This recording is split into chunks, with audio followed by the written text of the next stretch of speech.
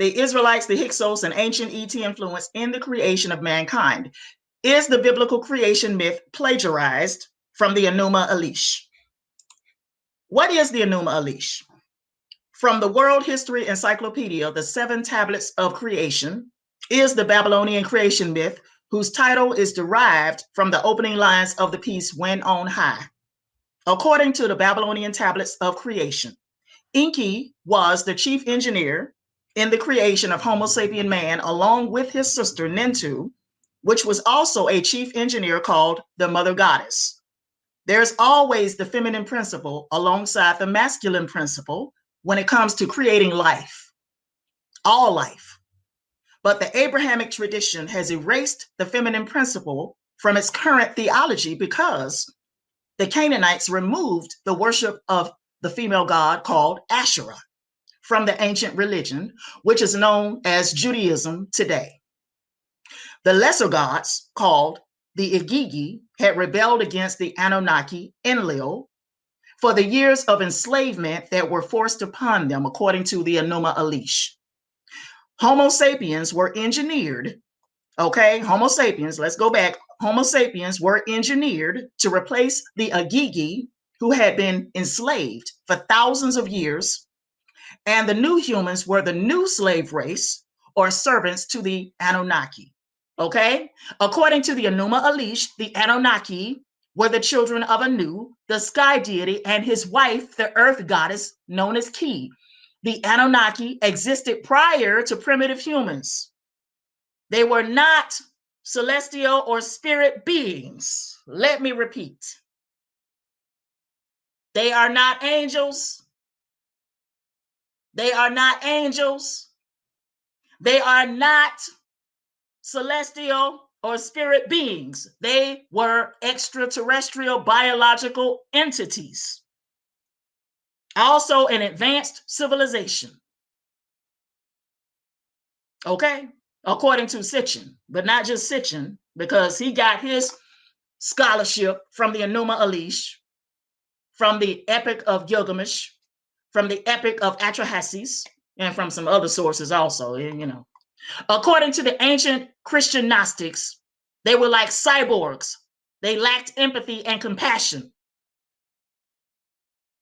Okay, let's move along to the next slide. Adam and Eve are myths.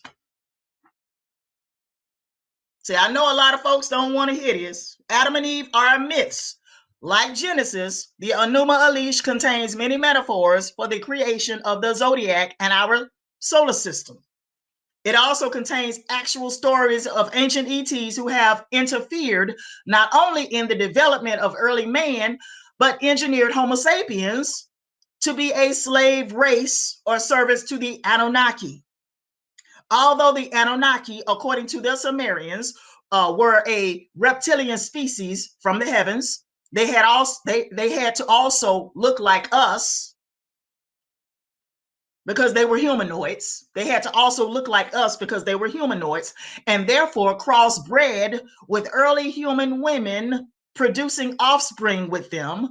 According to Genesis chapter 1 and verse 6, it says, and God said, let us make man in our image, after our likeness. According to the Genesis account, the mythical Adam and Eve were created by Elohim. Okay? Moving right along. The Anunnaki engineered Homo sapien test tube babies.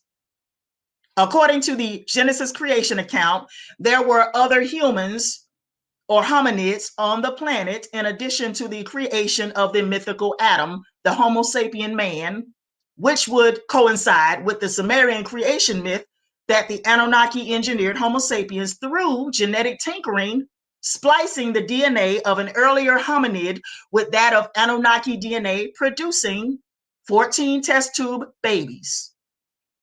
These were 7 males and 7 females, according to the Enuma Elish, who were engineered by Enki and his sister Nintu. When the new human species, the new man, Homo sapien, began to multiply and there was overpopulation, this was when Enlil proposed to destroy mankind. Enlil assembled the Anunnaki High Council, and they all agreed to do as Enlil proposed. Enki, half-brother of Enlil, had saved a Sumerian king and his family from the Great Deluge.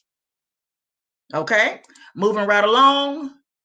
The mythical Noah was a Sumerian king.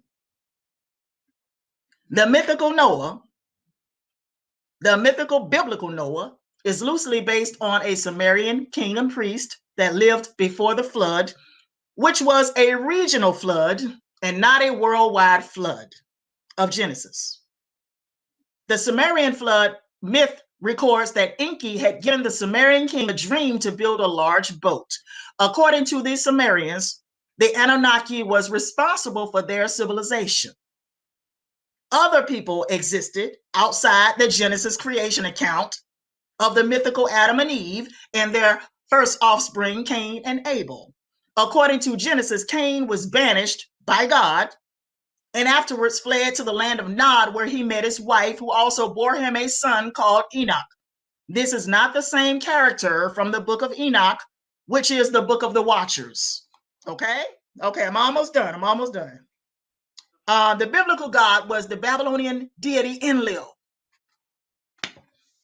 The biblical God was the Babylonian deity Enlil. Like the biblical Yahweh, Enlil was a warrior deity who had rulership over the sky and earth. He was also able to manipulate the elements because he had power over the wind, the seas, and was also a storm god. The ancient Gnostic Christians compared Enlil to the biblical Yahweh. According to the ancient writings by the Sumerians, Enlil, Enki, Nintu, Anu, Ki were powerful beings who, according to the Enuma Elish, came from among the stars and colonized planet Earth and set themselves up as gods and goddesses over the primitive humans already living on Earth. Okay? Even though they predate primitive humans. After the great slave revolt by the Agigi, who were the lesser powerful beings, the Anunnaki genetically engineered Homo sapiens to replace the Agigi, who had been enslaved by the Anunnaki for thousands of years. Homo sapien humans were specifically engineered to be a slave race. Okay, moving right along. The Sumerians were the result of crossbreeding between not only the primitive humans that were already on the planet, but also the newer humans, Homo sapiens. The Sumerian kings and queens, which were the result of crossbreeding between the Anunnaki and early humans, had ruled for thousands of years leading up to the flood. Even after the flood, the Sumerian kings and queens were the royal bloodlines of these Anunnaki extraterrestrials, according to ancient sources. Okay.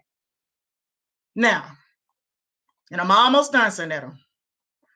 I'm almost done. Woo! Asherah was also identified as the consort of the Sumerian deity Anu. Yep. Asherah was also identified as the consort wife of the Sumerian deity Anu. Asherah, the wife of El and Yahweh, was also worshipped as the queen consort of the Anunnaki, known as Anu or An, who is the son of Anshar and Kishar, which were the offspring of Lamu Allahamu. The Canaanites adopted the worship of Asherah from the Babylonians and Akkadians. The Canaanites adopted the worship of Asherah from the Babylonians and Akkadians.